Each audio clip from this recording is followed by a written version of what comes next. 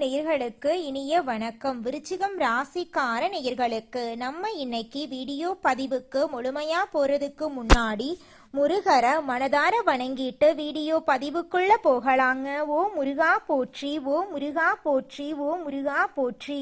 எனக்காக்கும் முருகனே போற்றி. நல்லதே நடக்கும், நல்லது மட்டும்தான் நடக்கும். நம்மளோட விருச்சிகம் ராசிக்காரங்களை பொறுத்த வரைக்கும் எதிரியே வீட்டுக்கு வந்தாலும் சரிங்க, அவங்க கிட்ட கனிவா பேசக்கூடியவங்களாகவும் பழகக்கூடியவங்களாகவும் இவங்க இருக்காங்க. பேசியே எதிரிகளை கூட இவங்க நண்பனாக்கிடுவாங்க. இவங்களை பொறுத்த வரைக்கும் தான் மட்டும் நல்லா இருக்கணும் அப்படிங்கிற சுயநலமெல்லாம் கிடையாதுங்க. தன்னை சுத்தி இருக்கிற எல்லாருமே நல்லா இருக்கணும் அப்படிங்கிற பொதுநல குணத்தோட இவங்க வாழ்ந்துகிட்டு இருக்காங்க. தாயை போல அன்பு உள்ளம் கொண்டவங்களா இவங்க இருக்காங்க. உரி விலகாத அம்பு போல குறிக்கோள் தவறாம இவங்க வாழ்ந்துகிட்டு இருக்காங்க. இவ்வளவு அருமையான நற்குணங்களை கொண்ட விருச்சிகம் ராசிக்கார அன்பர்களே, எல்லாரும் நலமா இருக்கீங்களா? ஏங்கம்மா நீங்க வர எங்களை பார்த்து இப்படி ஒரு கேள்வி கேட்குறீங்களே, எங்களை பார்த்தா நலமா இருக்கிற மாதிரியா தெரியுது? எங்க வாழ்க்கையில் இருக்கக்கூடிய பிரச்சனைகளை பார்த்தா நாங்க இந்த உலகத்துல வாழ்றதே பெரிய விஷயமா இருக்கு. நாங்க எப்படிமா நலமா வாழ முடியும் அப்படின்னு உங்க மனசுல நினைக்கிறது எனக்கு புரியுதுங்க. விருச்சிகம் ராசிக்கார நேயர்களே, உங்க வாழ்க்கையில இருக்கக்கூடிய இந்த கஷ்டமான காலங்கள் எல்லாம் மாறப்போகுது. உங்களுடைய வாழ்க்கையே இனி வரக்கூடிய காலங்கள்ல அருமையா மாறப்போகுது. உங்களுடைய ஆசைகள் கனவுகள் எல்லாமே நிறைவேற போகுதுங்க. திருமணம் ஆகாதவர்களுக்கு திருமண தடை நீங்கி உங்களுக்கேற்ற சரியான வாழ்க்கை துணையோடு உங்களுக்கு திருமணம் நடக்க போகுதுங்க. குழந்தை பாக்கியம் இல்லாதவர்களுக்கு குழந்தை பாக்கியம் கிடைக்க போகுதுங்க. பூர்வீக சொத்து ரீதியாக இருந்த அனைத்து பிரச்சனைகளுக்கும் தீர்வு கிடைக்க போகுதுங்க. 12 ராசிகள்ல விருச்சிகம் ராசி கொஞ்சம் வித்தியாசமான ராசிங்க. அதில் பிறந்தவங்களோட குணமும் கொஞ்சம் வித்தியாசமா தாங்க இருக்கும். விருச்சிகம் ராசியோட அதிபதி முருகனோட அவதாரமா இருக்கக்கூடிய செவ்வாய் பகவானுங்க. விசாகம் 4ஆம் பாதங்க. அனுஷம் கேட்டை நட்சத்திரத்துல பிறந்தவங்க விருச்சிகம் ராசியில பிறந்தவங்களா கருதப்படுறாங்க. விருச்சிகம் ராசிக்காரங்களுக்கு நட்பு ராசியா இருக்கக்கூடியவங்க யாருன்னு பாத்தீங்கன்னா மீனம், கடகம், கன்னி, மகரம், இவங்க எல்லாரும் நட்பா இருக்காங்க. அதே நேரத்துல பகையா இருக்கக்கூடிய ராசிகள் யாருன்னு பாத்தீங்கன்னா நம்மளுடைய கும்பம் ராசி, மிதுனம் ராசி, சிம்மம் ராசி, இவங்க கிட்ட எல்லாம் விருச்சிகம் ராசிக்காரங்களே கொஞ்சம் பார்த்து கவனமா இருந்துக்கோங்க. பொறுப்பா இருங்க, நிதானமா இருங்க, கோபப்படாதீங்க. கோபப்படாம இருந்தாவே போதும். உங்க வாழ்க்கையில பிரச்சனை அப்படிங்கிற பேச்சுக்கு துளி கூட இடம் இருக்காதுங்க. விருச்சிகம் ராசியில பிறந்தவங்க வாழ்க்கையில படிப்படியா முன்னேறணும் அப்படின்னு நினைப்பாங்க. எப்போதுமே சுறுசுறுப்பா இருப்பாங்க. இவங்களுக்கு சோம்பேறித்தனம் சுத்தமா பிடிக்காதுங்க. அடுத்தவங்க செய்ய முடியாதுன்னு ஒதுக்கி வச்ச வேலையை கூட அழகா திட்டம் தீட்டி இவங்களுடைய தந்திரத்தாலையும் அழகான பேச்சாலையும் அந்த காரியத்துல வெற்றி அடைவாங்க. இவங்களுடைய அழகிய பேச்சால எதிரிகளை கூட நண்பனாக்கக்கூடிய அளவுக்கு இவங்க பேச்சுல திறமை இருக்குதுங்க. தன்னம்பிக்கைக்கு பேர் போனவங்களா இருக்காங்க. கடின உழைப்புக்கு முக்கியத்துவம் தருவாங்க.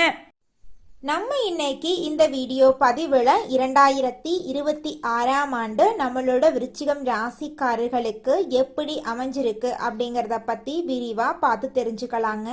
பொதுவாக புத்தாண்டு பறக்கும் போது எல்லோருக்கும் ஒரு மகிழ்ச்சி இருக்கும். இந்த ஆண்டாவது ஒரு நல்ல திருப்பம் வந்து சாதகமான பலன் கிடைத்து முன்னேற மாட்டோமோ என்று ஒவ்வொருவரும் நினைப்பாங்க.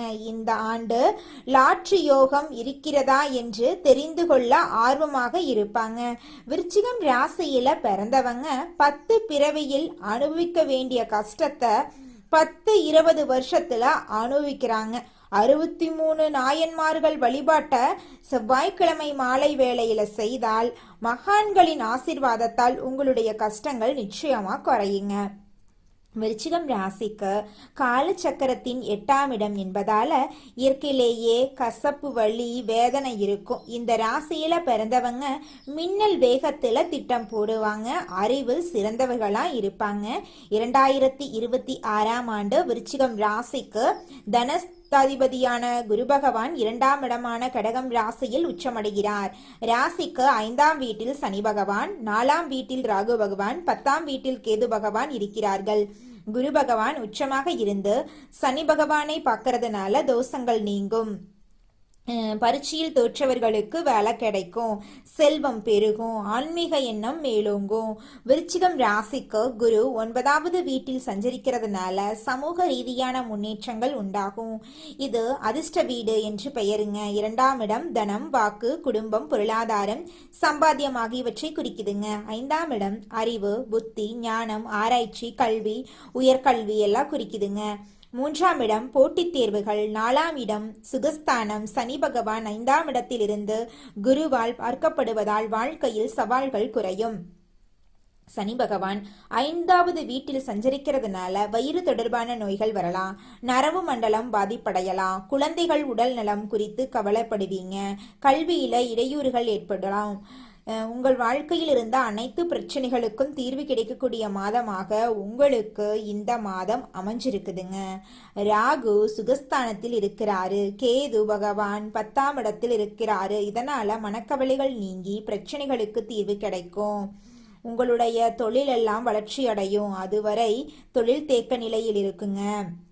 குரு பகவான் 9ஆம் இடத்தில் சஞ்சரிக்கும் போது நல்ல விஷயங்கள் நடக்குங்க. அது வரைக்கும் மட்டும்தாங்க நீங்க கொஞ்சம் பொறுப்பா இருக்கணும்.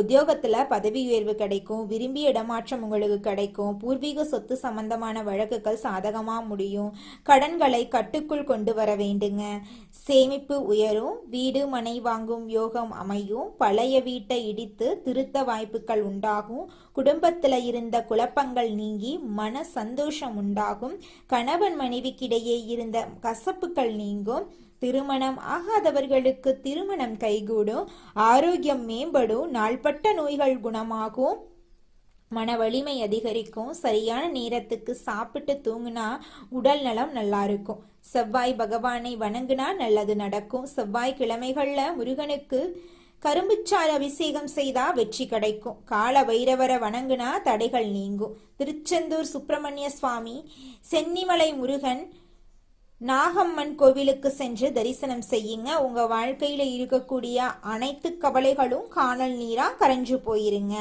விநாயகருக்கு அவள் வைத்து பூஜை பண்ணுங்க. கந்த சஷ்டி கவசம் சொல்லுங்க. உங்க வாழ்க்கையில இருக்கக்கூடிய அனைத்து துன்பங்களும் காணாம போயிடும். உங்களுடைய எண்ணம் போல உங்க வாழ்க்கையில நல்லது மட்டும்தாங்க நடக்கும். கெட்டது அப்படிங்கிற பேச்சுக்கள்லாம் துளி கூட இடம் கிடையாதுங்க. இந்த உலகத்துல யாருங்க கோடீஸ்வரன்?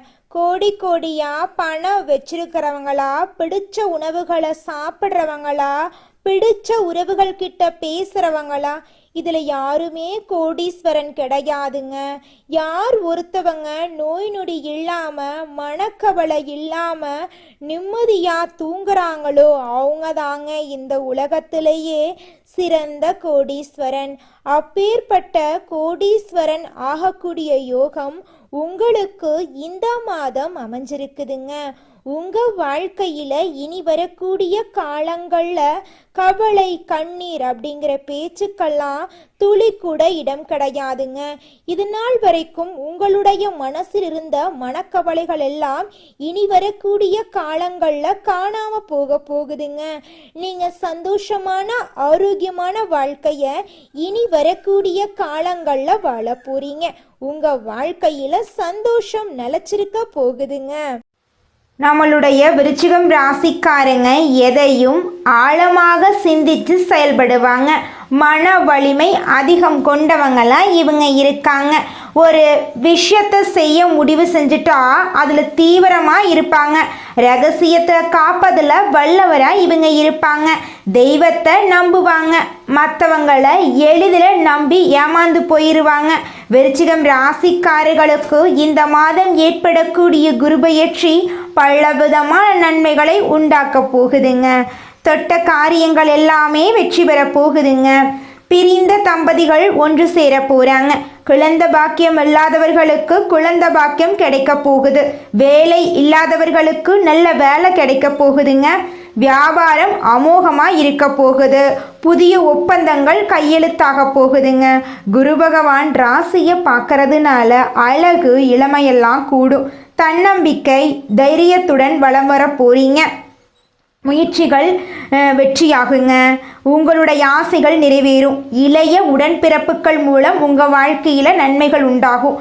குழந்தைகள் வழியில் மகிழ்ச்சி உண்டாகும். பிள்ளைகளின் திருமண விஷயங்கள் சாதகமாக முடியும்.